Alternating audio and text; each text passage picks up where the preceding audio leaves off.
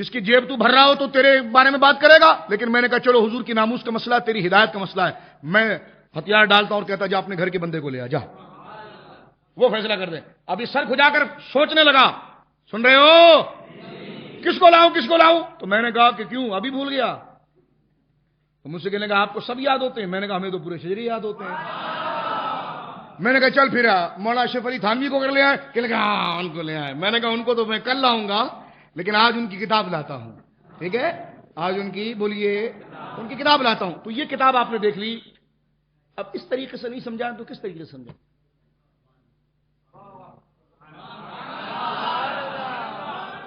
سخت بولتے ہیں. نہیں بولا سخت, نہیں بولا سخت. کوئی تمہاری ماں کو گالی دے تو اس کو لڈو کھلائے گا؟ کہنے لگا نہیں. میں نے کہا حضور کی عظمت ماں کی کروڑوں ہا درجے سے بلند ہے.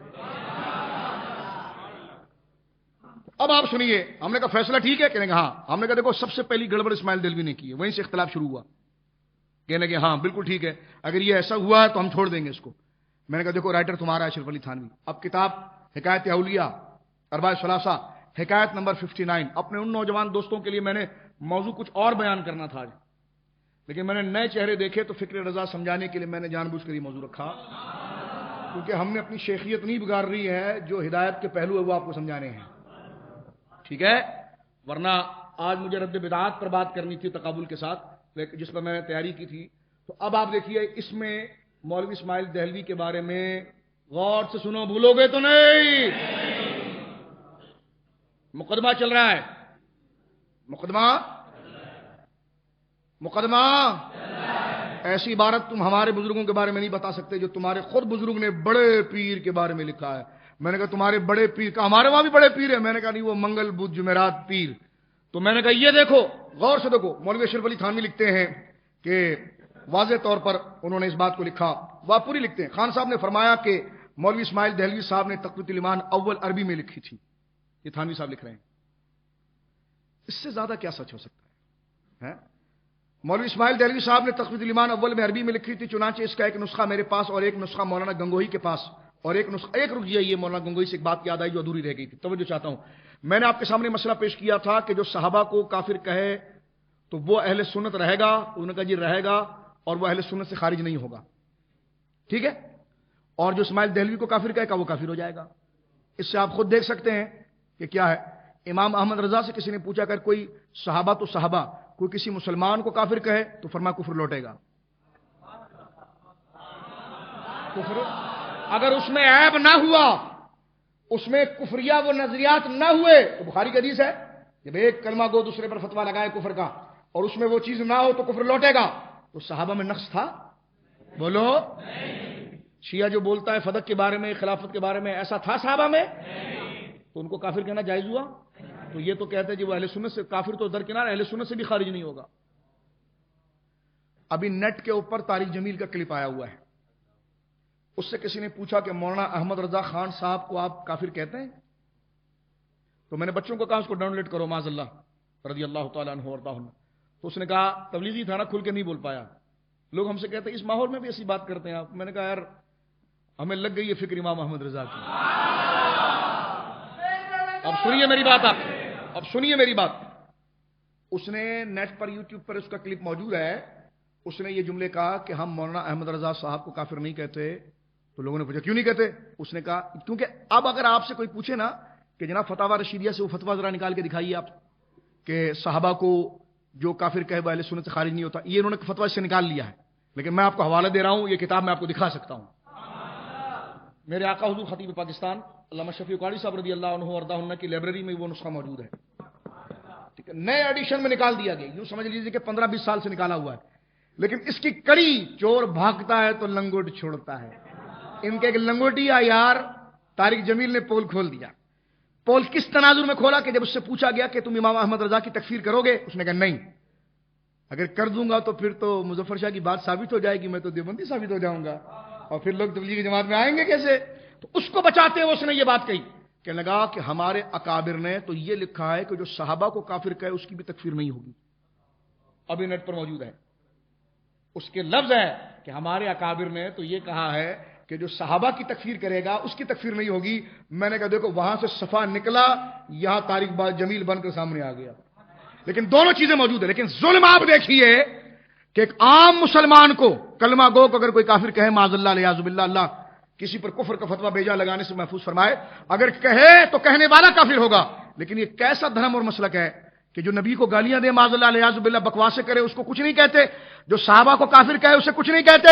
ان کے مولویوں کو کہیں تو پھر یہ مسجد میں آ کر ہماری ریکی کرتے ہیں. کب آ رہا ہے مظفر شاہ, کتنے بجے مسجد سے نکلتا ہے, آج کل کرتے ہیں ریکی. آج کل حالات چل رہے ہیں نا, تو ریکی ہمیں خبریں آتی ہیں, ایجنسیاں بتاتی ہیں یہ ہے وہ ہے, تو ہماری ریکیاں کرتے ہیں. تو میں صرف یہ پوچھنا چاہتا ہوں, ذرا توجہ سے اس بات کو آپ پوچھیں, ہمارے پیچھے کیا فیلڈنگ لگا رہے ہو؟ فیلڈنگ تمہیں اپنے عقیدے کو بچانے کے لیے لگانی چاہیے تھی میرے دوست. غور کر اس بات پر. یہ میں آن دا ریکارڈ بات تاریخی جملے عرض کر رہا ہوں, اور یہ جتنے لوگ سن رہے ہیں ان کی اولادوں میں بھی یہ زندہ رہے گا. اس لیے کہ یہ میری بات نہیں, یہ بزرگوں کی وراثت ہے. ہم تو یہ کہہ رہے ہیں کہ اصل الاصول بندگی استاجور حضور کی عظمت کی ہے, حضور کی عظمت و شان کی ہے. ہمارے گرد و نواح جو ہو رہا ہے سب کی خبر ہمیں ہے.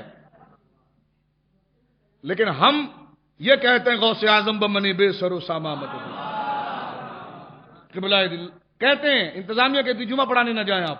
ہم نے کہا یہ نہیں ہو سکتا یار, جمعہ نہیں ہو سکتا.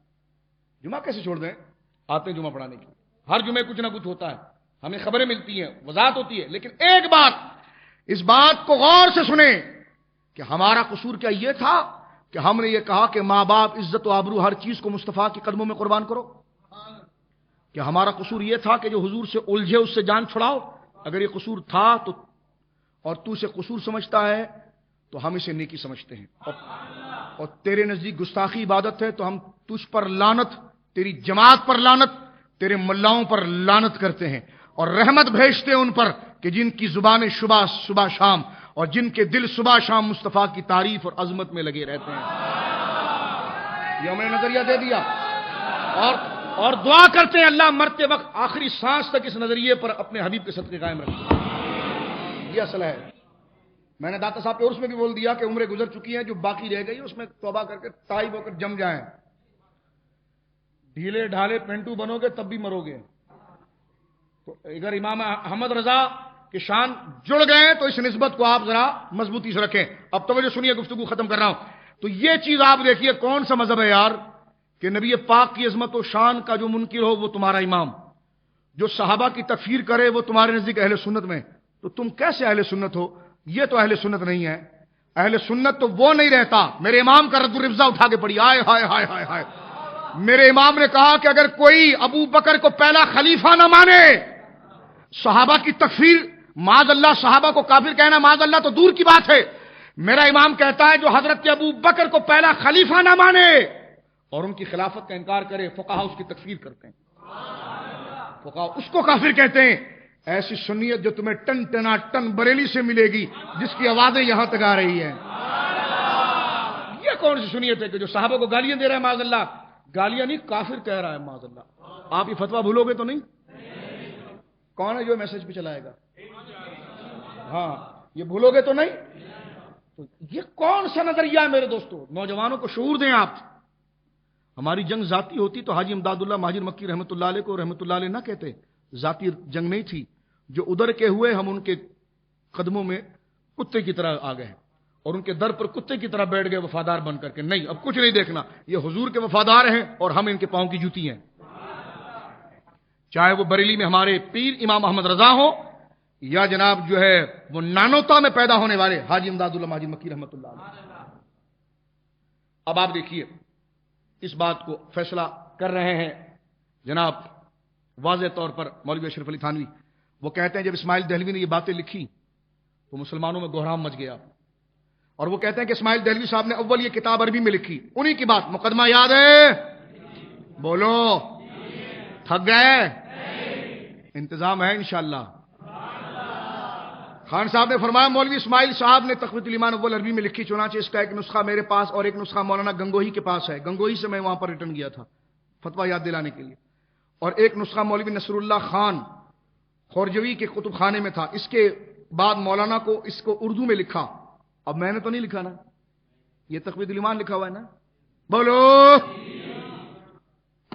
اب سنو. کہتے ہیں اس کے بعد مولانا نے اس کو اردو میں لکھا اور لکھنے کے بعد اپنے خاص لوگوں میں جمع کیا.